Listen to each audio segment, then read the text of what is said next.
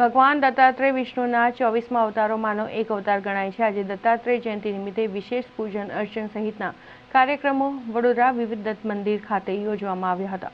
દત્ત જયંતિ નિમિત્તે ઐતિહાસિક દત્ત મંદિરોમાં દત્ત બાવનીના પાઠ કરવામાં આવ્યા હતા તથા ભજન કીર્તનના કાર્યક્રમો પણ રાખવામાં આવ્યા હતા। શહેરના કીર્તિ મંદિર ખાતે આવેલ શ્રી કુબેરેશ્વર દત્ત મંદિરે દત્ત જયંતિ ઉજવવામાં આવી હતી। સમગ્ર જગત જેને ગુરુ તરીકે પૂજે છે અને જેની ચરણ પાદુકાના દર્શન પણ પ્રત્યેક જીવને અલૌકિક અનુભૂતિ કરાવી આપે એવા ગુરુદત્ત મહારાજે તેમના જીવનકાળ દરમિયાન પ્રકૃતિના પ્રાણી પક્ષી તત્વો અને જીવો મળીને કુલ 24 જેટલા ગુરુઓને પ્રસ્થાપિત કર્યા હતા।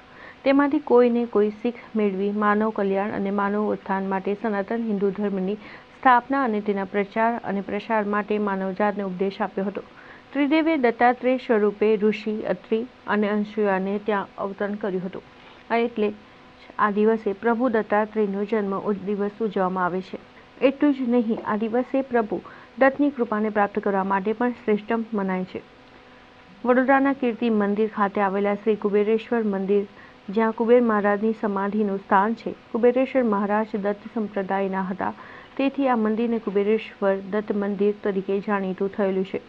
આ મંદિર આશરે 300 વર્ષ જૂનું છે અને આજે દત્ત જયંતિ નિમિત્તે મંદિરને રોશનીથી શણગારવામાં આવ્યું છે, જ્યારે ભગવાન દત્તાત્રેયની પ્રતિમાને પુષ્પથી શણગારવામાં આવી હતી। આજના દિવસે સવારથી જ વડોદરામાં આવેલા વિવિધ દત્ત મંદિરોમાં વિવિધ ધાર્મિક કાર્યક્રમો યોજવામાં આવી રહ્યા છે, જ્યારે સાંજે 5:30 વાગ્યાથી દત્ત જન્મ ઉત્સવનો ઉજવણી કરવામાં આવશે। ચિંતન શ્રી ગુરુદેવ દત્ત।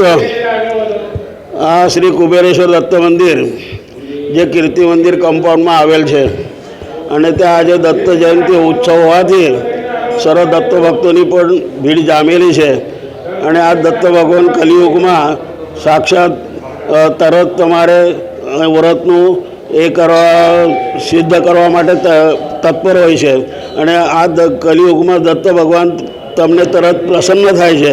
એટલે આજે સાંજે એમનો જન્મોત્સવ છે 7 વાગે અને એ જન્મોત્સવ માટે હરિભક્ત પરાયણ પ્રદીપ મહારાજ પરાંજપે એમનું 6 થી 7 સુધી કીર્તન થશે અને 7:15 વાગે ભગવાન દત્તાત્રેયનું પ્રાગટ્ય થશે અને એ લાવો લેવા જેવો છે। એટલે સર્વ દત્ત ભક્તોને નમ્ર વિનંતી છે કે આજના રોજ ભગવાનનું દર્શન લઈને પાવન થવા વિનંતી છે।